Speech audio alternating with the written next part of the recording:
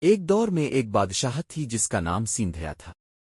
اس بادشاہت کا راجکمار بہت ہی شجاع اور خوبصورت تھا۔ اس کا نام آریو تھا۔ آریو کو شکار کا بہت شوق تھا۔ ایک دن وہ جنگل میں شکار کے لیے گیا۔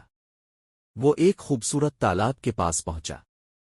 تالاب کے کنارے ایک خوبصورت پری بیٹھی تھی۔ پری کا نام چاندنی تھا۔ وہ اتنی خوبصورت تھی کہ آریو اسے دیکھ کر مسحور ہو گیا۔ آریو اور چاندنی نے ایک دوسرے سے بات کی اور پھر دونوں نے ایک دوسرے سے محبت کر لی۔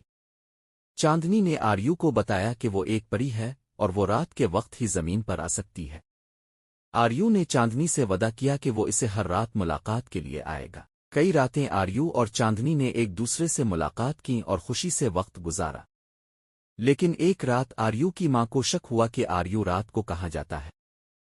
اس نے آریو کا پیچھا کیا اور دیکھا کہ آریو ایک پری سے مل رہا ہے۔ آریو کی ماں بہت غصے میں آ گئی اور اس نے آریو کو منع کیا کہ وہ چاندنی سے نہ ملے۔ لیکن آریو ماننے کو تیار نہیں تھا۔ وہ چاندنی سے بہت پیار کرتا تھا۔ آریو کی ماں نے ایک جادوگرنی سے مدد لی۔ جادوگرنی نے آریو کو ایک طلسم لگا دیا جس کی وجہ سے آریو کو چاندنی کی یاد بھول گئی۔